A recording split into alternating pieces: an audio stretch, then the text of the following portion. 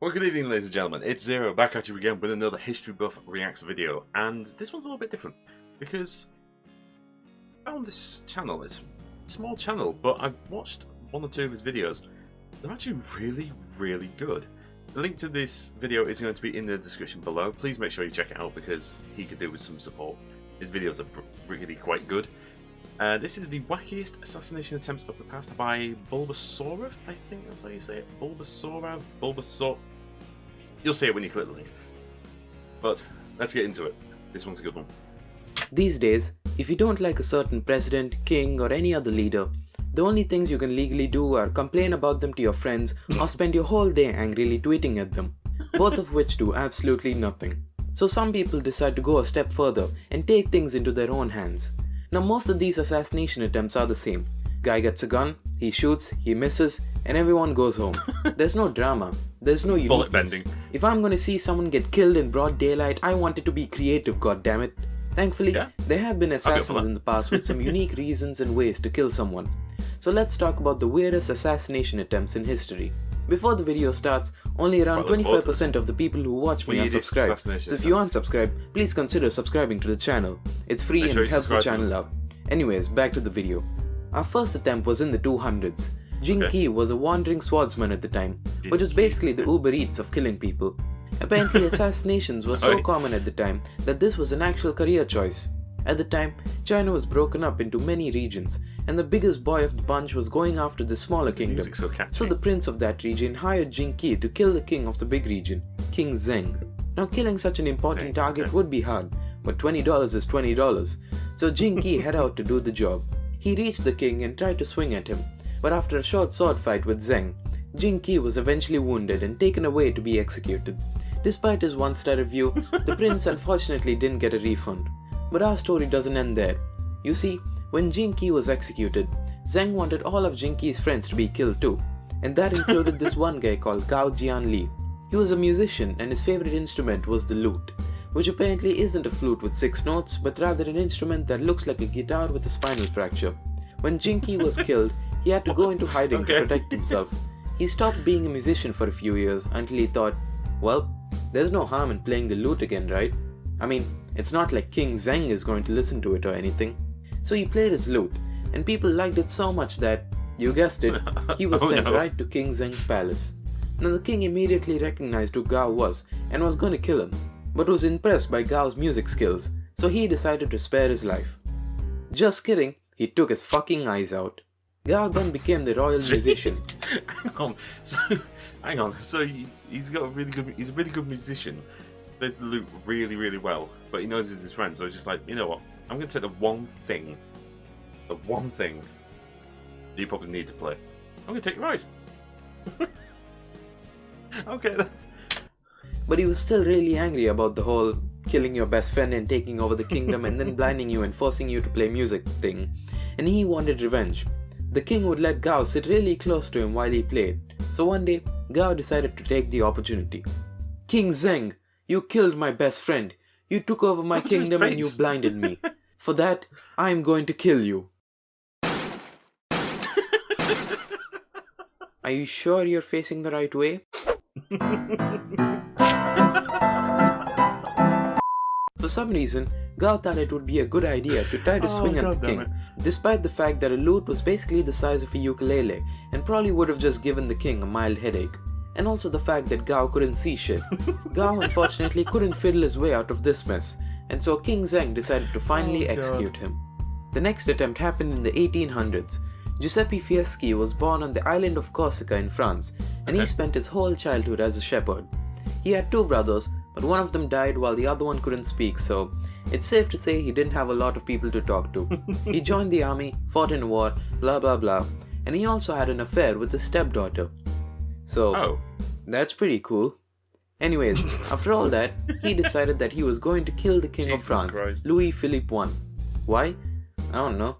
The guy grew up talking to sheep and fucks kids, so I'd be surprised if he didn't end up killing someone eventually. So he went out to buy a gun. Hello sir, I want a gun. What for? I can't tell you. Come on, I promise I won't tell anyone. Okay, fine. I'm gonna kill the king. Wait, what? Of course I won't give you a gun. Oh, really? You're gonna need 2 guns. Oh, okay then, thanks. But wait, what if your guns get jammed? You definitely need a third one. Alright, I'll take that. But what if all three don't work? You must get a fourth one. But wait, your 24 guns might just fall apart. You should get a 25th one, just in case. Okay, I think that's enough. How much is all this? That'll be $10,000. Okay, then here you go. Are you really sure I need all these guns?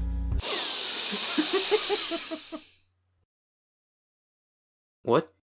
I guess Giuseppe was worried that he'd miss his shot, so he bought 25 guns, and his plan was to hook them all up so they all fired at the same time. Apparently, nobody bothered to ask him why he had that many guns. But to be fair, if I saw Giuseppe the sheep-whispering pedophile carrying a bunch of deadly weapons, I'd probably just mind my own business. He built the whole thing himself, and then pointed it out of the window of his house onto the street down below, where the king would be passing by in a few days. Finally, on the 20th of July, Giuseppe got his chance. The king was walking along the street along with a bunch of his officers, and when they got close, Giuseppe fired the gun. The gun, despite being a psychopath's DIY project, managed to somehow shoot around 400 bullets in the king's direction. The bullets killed 18 people. Approximately 0 of them were the king, which either meant that the king got some connections in heaven, or that Giuseppe's gun was as accurate as me trying to kill anyone in a shooter game. In fact, the king managed to pull an Uno reverse card, and Giuseppe got hurt more than the king. Some of the barrels of the gun backfired, and Giuseppe got serious injuries on his face and hands, while the king was completely fine and just continued with his day, which is such a fucking power move. Giuseppe was captured pretty quickly after that. I mean, the guy had half his face blown off, so finding him probably wasn't that hard. And a few days later, he was executed by the guillotine. The moral of the story is, if you're gonna kill someone, don't use a weapon that I would have made up in kindergarten. Our next assassination... Jesus Christ, imagine that though. Imagine just going down the street and just seeing all these guns just pointing out of a window, just... Come on. It's just going up to it, it's like, that's a problem. That's a little bit of a problem. But then imagine it's just all firing and all missing you. Like, oh my god. I mean, kudos for the attempt, but my god. Happened in the 1800s too, in the good old US of A, which has had loads of assassination attempts in the past. It has. I really can't tell why. Unlike the last guy, Richard Lawrence was perfectly normal growing up. He was born in England, moved to the US, did well in school. It was all going so great. Okay. Then he started huffing paint and everything went to shit. He got a job as a painter, and the paints back then contained lead and mercury. Great for decoration, not the best for healthy brain function. These chemicals made Richard Lawrence believe that he was actually Richard III of England, who, keep in mind, had been dead for around 300 years at this point. What? He quit his painting job and started buying really expensive clothes and stood outside his house doing nothing for hours on end. He also had the habit of trying to kill anyone who laughed at him or disagreed with him, so he wastes his money, does nothing, and kills his opponents. Exactly what a real king would do. Now you might be asking, if he was buying all this expensive stuff, why did he quit his job? Well, that's because he believed that the US government owed him loads of money, and the only thing in his way was the president at the time, Andrew Jackson. So, on the 30th of January, as Jackson was leaving a funeral, Richard Lawrence confronted him. "Good day to you, Mr. Jackson.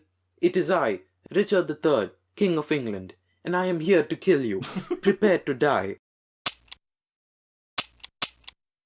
No worries, I came ready for this. Prepare to die again.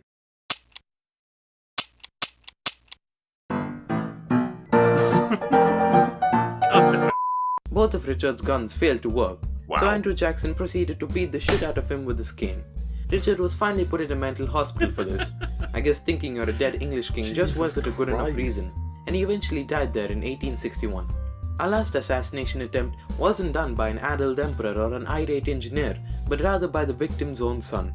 It was the year 59, and Nero was the emperor of Rome, but he still lived with his mom Agrippina, who was described as overwatchful and overcritical.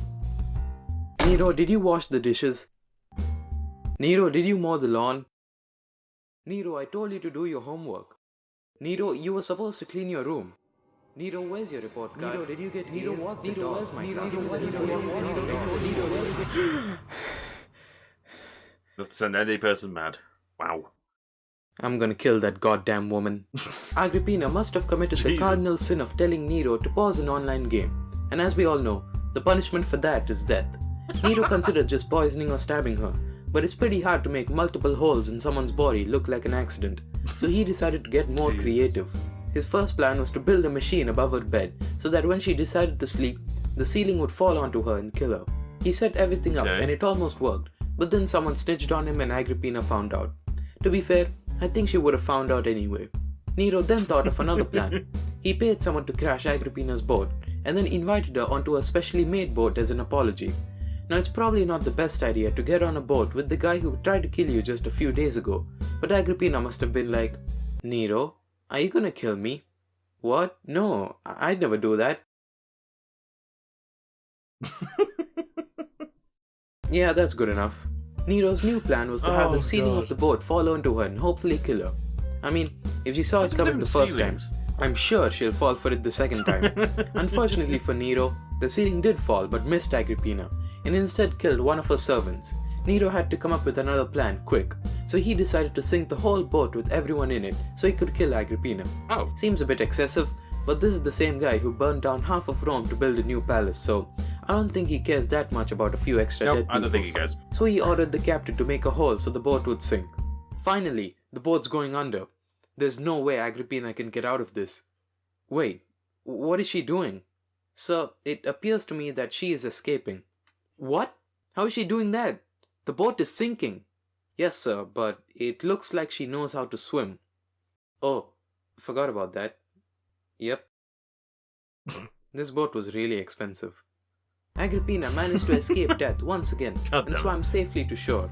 At this point, even Nero realized that he was absolutely shit at killing people and just hired some real assassins to do it for him instead. That's probably Moral safer. of the story is, when being creative doesn't work, all you need is a knife. So yeah, those are some of the weirdest failed assassination attempts in history. And now a joke from our patron. How many nice guys does it take to screw in a light bulb? None. They'll just compliment it a bunch and then call it a whore when it won't screw. Oh! Jesus Christ.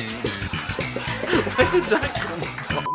Anyways, like the video if you liked it, subscribe, hit the bell, leave a comment, and check out some other videos in the description. I'll see you guys later. Oh, that was fun. I quite enjoyed that. He's good. He is good. I think his music's a little bit on the heavy side, but I can deal with something with that on my side. That was really good. I like those. I didn't know about any of those either, which is really good. Learning something new. Yeah, check him out. He's done some videos. They're pretty good. And thank you very much for watching, guys. If you did enjoy the video, make sure you like and subscribe, and also share and comment, just to make sure that that YouTube bot wakes up and this video actually gets recommended. That'd be great. But if you want to watch more, check out over here. You will see the most recent video apart from this one, and down below that you will see the whole History Buff Reacts playlist. And just as a quick note, I will be uploading a new series starting hopefully this week. But I've been Zero, this has been History Buff Reacts, and I'll see you next time.